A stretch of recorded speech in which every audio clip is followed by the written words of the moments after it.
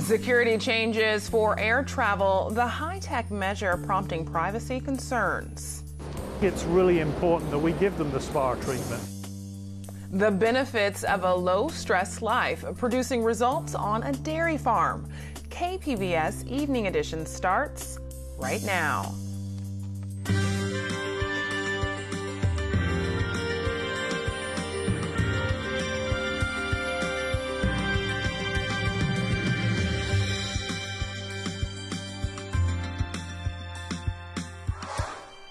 Good evening and thanks for joining us. I'm Ebony Monet. New developments tonight in a hepatitis A outbreak in San Diego. County health officials report another person has died. This marks the fifth death connected to the outbreak. There are now 228 cases, at least 161 of them required hospitalization. People who are either homeless or using illicit drugs account for at least 7 in 10 of the illnesses. Health investigators have not ID'd any common food, drink, or drug contributing to the outbreak. Health officials say the best prevention is through vaccinations and good hygiene. 1 year ago, people living on the streets in San Diego were under siege. A man brutally attacked 5 homeless men, setting 2 on fire. 3 died. KPBS investigative reporter Amitha Sharma recently spoke to San Diego Police Lieutenant Carol Beeson about where the city now stands when it comes to violence against the homeless and how the police department's homeless outreach team responded to last year's attacks. The team and other officers were out every single day, making sure that those folks knew what was going on, that they had the best description that we had, and we'd offer services and tell them, hey, this is a bad situation. You're being targeted out here. Can we help you? So anytime something comes up, we try to get as much information to as many people so that they're at least informed of what's going on. So what I've been told by homeless people and by advocates for the homeless is that many of them tend to not report crimes to police. Either they're scared or they think that they won't be heard. Has that been your experience? I honestly couldn't speak to whether or not people are reporting crimes. That is obviously their choice if they want to, but a lot of times people do report that they've been the victims of the crimes, and officers go out and take that investigation just as seriously as they take any other investigation. Some advocates say, look, these constant police sweeps end up dehumanizing the homeless, and when other people see this dehumanization, that it makes them act as maybe predators towards the homeless, and then they end up committing crimes against the homeless. What do you think of this characterization? Well, first of all, what I tell you is that being homeless is not a crime. And all of the San Diego police officers are very cognizant of the fact that being homeless is not a crime. They work very hard to help people end their homelessness. When these sweeps occur, do you think that there's an aspect of criminalizing the homeless? Not at all. Why? First of all, what you're talking about, they're not sweeps. It's what we would call an abatement, and it's going out with environmental services, and what they're doing is trying to clean up trash, debris from the sidewalks and the streets that would be unsafe. So it's about doing the cleanups and not a sweep. Their purpose is to keep the city clean. What can homeless people do to make themselves less vulnerable, less of a target of crime? Honestly, taking advantages of the resources that are available is the best thing I think anybody that's homeless can do to try to end their homelessness. As long as they're out on the street, they are vulnerable. So anything they can do to help end their homelessness by reaching out to us so that we can help them, is probably the best thing they can do. But you also said that you try to link many of these homeless people with resources. What are those resources? Well, on my team, I have 6 officers that work full-time. I have 2 Health and Human Services agency employees that work with me, and we also have a psychiatric emergency response team clinician that works with us. So what my team does, they have the luxury of the time to sit down with someone who's homeless and determine what their unique set of circumstances are and see what resources are available. When it comes to homelessness, it is a community problem. It's not just a police problem, it's not a service provider problem. We as an entire community have to help solve this issue. One of the common refrains I heard last week from homeless people is that a lot of passersby, onlookers, say some really horrid things to them and will kick them, or if they're sleeping at night, would like walk on them. And I'm wondering, do you have anything to say to people who do that? So I remind people all the time, hey, that person didn't always live on the streets. That's somebody's mother, that's somebody's father, aunt, uncle, brother, and to see beyond the situation and see that person that's in there. Carol, thank you so much for speaking to me. My pleasure. You can see the rest of this series online at kpbs.org. Carlsbad City Council voted unanimously last night to join other North County coastal cities and start exploring the feasibility of buying energy from cleaner sources of power. Community choice aggregation would give cities more choice of how their energy is generated. SDG&E transmission lines could continue to bring that energy to homes and businesses. Carlsbad resident Paige DeCino spoke for those who supported the feasibility study. You've got a list of over 600 residents and over 70 business owners that have signed our letter of support. And just because they've sat here for so long, those of you supporting community choice energy, yeah. Carlsbad will spend a maximum of $60,000 on the feasibility study. Del Mar and Encinitas have already voted to share some of the cost. Solana Beach is ahead of the curve. They have completed a feasibility study and are already exploring contracts. The city of San Diego has also been exploring community choice, and after 2 years, their feasibility study is due to come out tomorrow. The city will learn if adopting community choice will be cheaper, more expensive, or about the same as the current system. KPBS reporter Claire Tragesser has more. Every day, multiple times a day, you may turn on a lamp or the TV, or perhaps run your vacuum. And you probably don't give any thought to where the electricity comes from. It travels to your house from a series of power lines, but what about before that? Where does it originate? The answer to that question could soon change for many in San Diego County. That's because of a very bulky term, community choice aggregation. And there's a big political battle brewing over it, which we'll get to. But first, what does it mean? What is community choice aggregation? Right now, San Diego Gas and Electric provides power through its system of lines and wires to every city in San Diego County.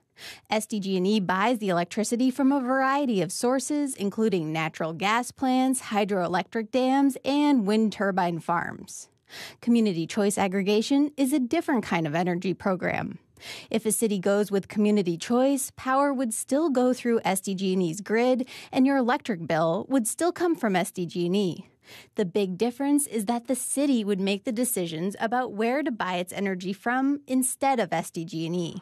This allows cities to have more control over how much of their energy comes from renewable sources, which theoretically would help them reach a goal of using 100% renewable energy. Several cities and counties across the state have also considered moving forward with community choice. Solana Beach recently decided to try out the program. So San Diego is actually ahead of the curve, trying to reach the long-term goal of 100% renewable energy by 2035. So we're excited to get the Main Street Alliance of San Diego, which represents 250 small businesses in San Diego. Nicole Kapritz has been working on community choice aggregation for a long time. She runs the environmental advocacy group Climate Action Campaign. I'd say this was probably back in 2013 when I first heard community choice emerging as kind of one of these climate change solutions that everyone was talking about. Kapritz wrote the original version of San Diego's climate action plan and included community choice as the way to get to 100% renewable energy. She's been waiting for the results of this feasibility study for a long time, which the city contracted and paid for. So what we expect to happen on Thursday is to have confirmed that community choice is a viable and feasible program model for the city of San Diego that will save all customers' rates, that will allow us to have local control over our energy future, that will finally inject competition into the marketplace, and will give us that, kind of confidence that we're going to need that we can actually hit this 100% clean energy target. The head of Semper Services, the lobbying arm of SDG&E, declined to be interviewed about the study until it comes out.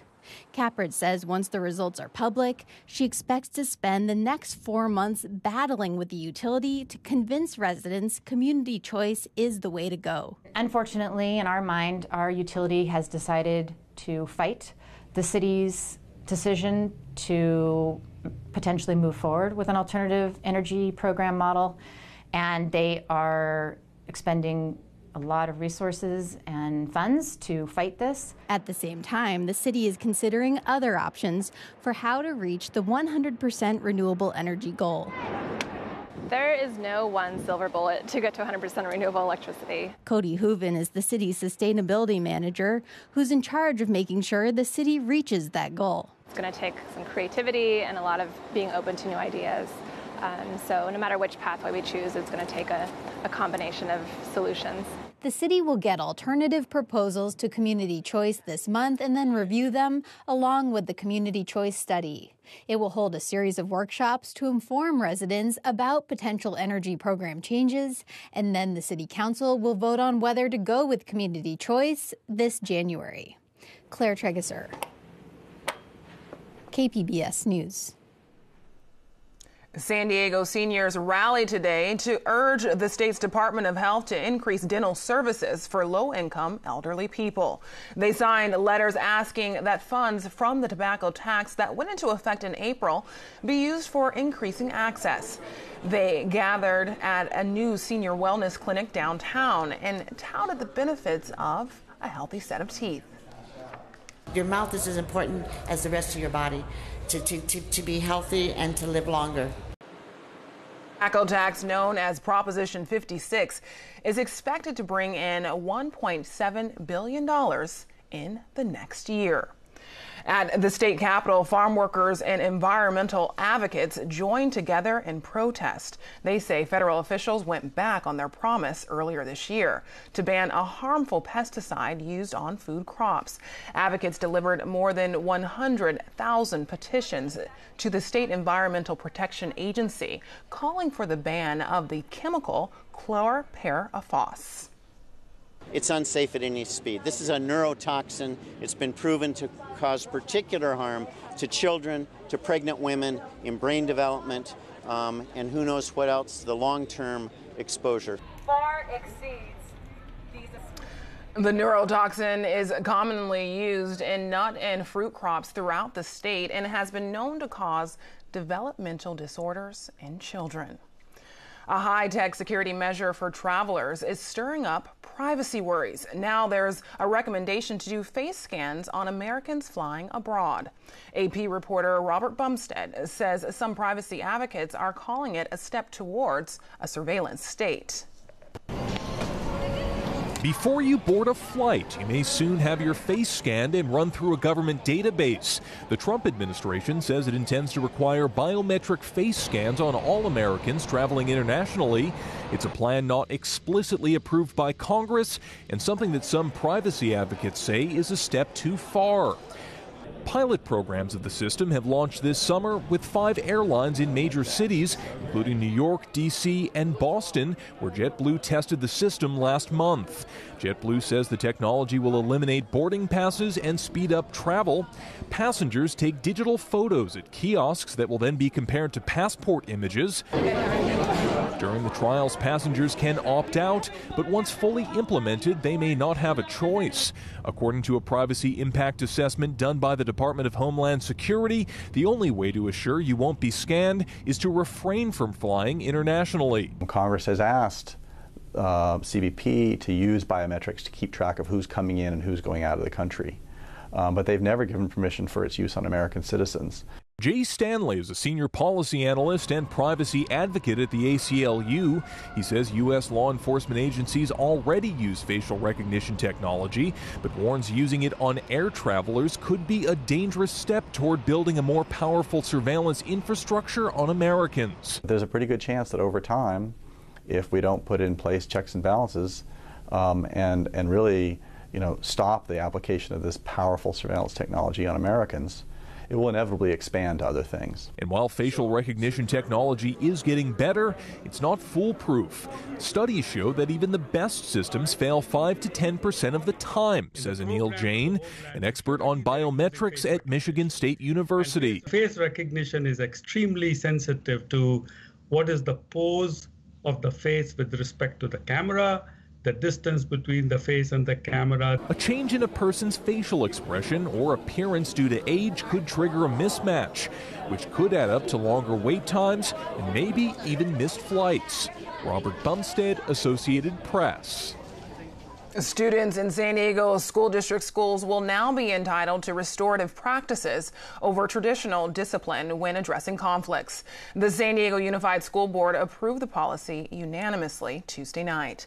12 speakers voiced their support for the document that emphasizes communication over expulsion or suspension.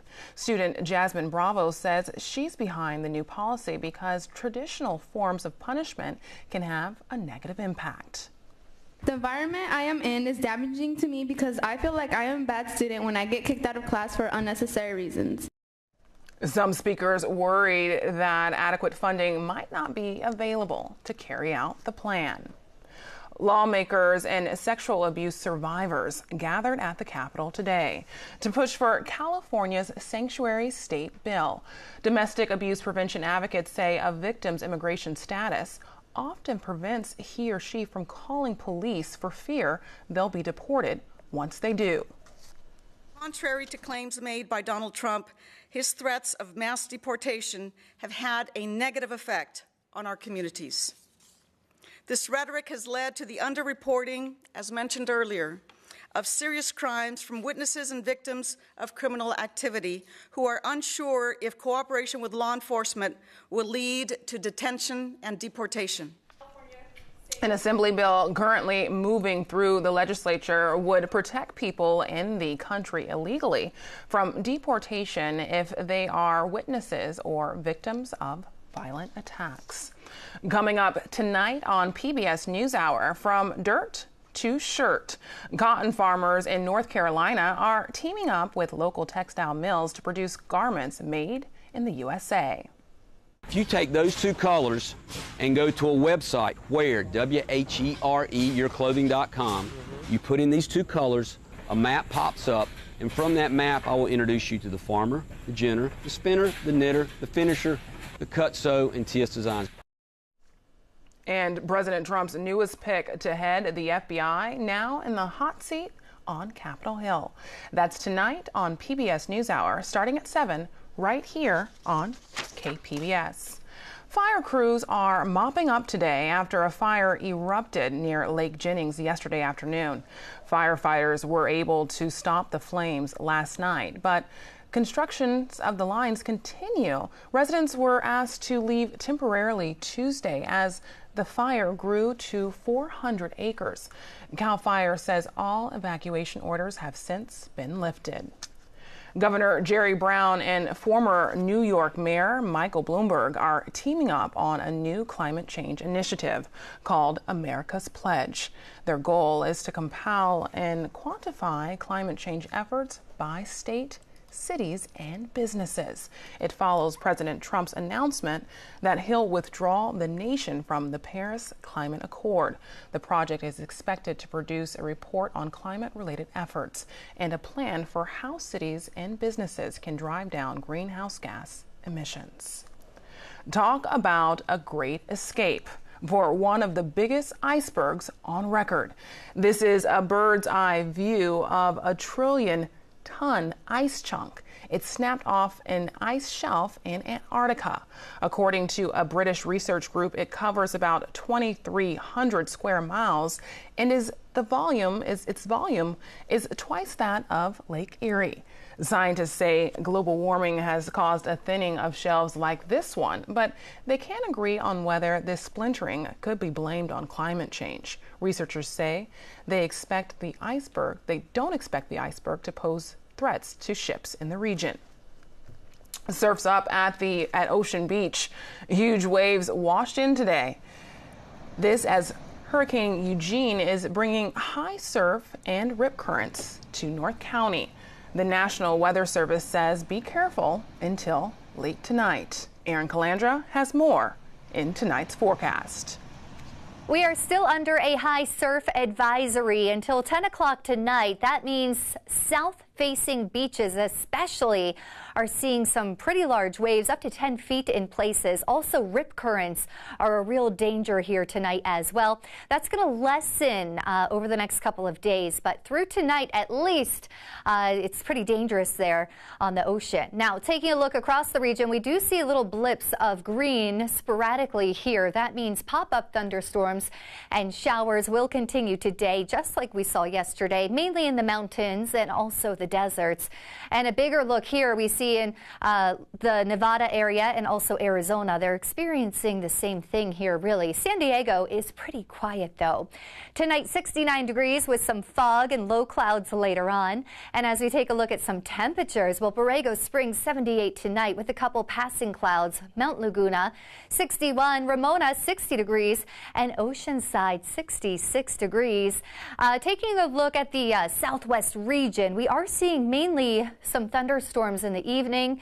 In the deserts and mountains, it is becoming monsoon season. Inland, it is still really warm, hot conditions, and along the coast, it's a bit cooler. We have that nice cool air blowing in off the ocean, keeping things pleasant. So tomorrow in Oceanside, it's going to be very pleasant conditions, 78 degrees. Same story for San Diego, Poway 88, Ramona 92 degrees. We're still in the triple digits in the deserts here in Borrego Springs, and Mount Laguna 81 degrees. Our 5-day forecast, not bad. We're in the 70s on Thursday and Friday. For Saturday, we bump it up to 81. And then Sunday, back to 79. Very humid there on Sunday. Inland, we're in the 80s Thursday and Friday. Saturday, it's going to be a bit warm, 90 degrees for a high temperature. And then we're back down to 89 on Sunday. In the mountains, we're in the 80s, low 80s all week. We could see a thunderstorm around Saturday, Sunday, and even into Monday.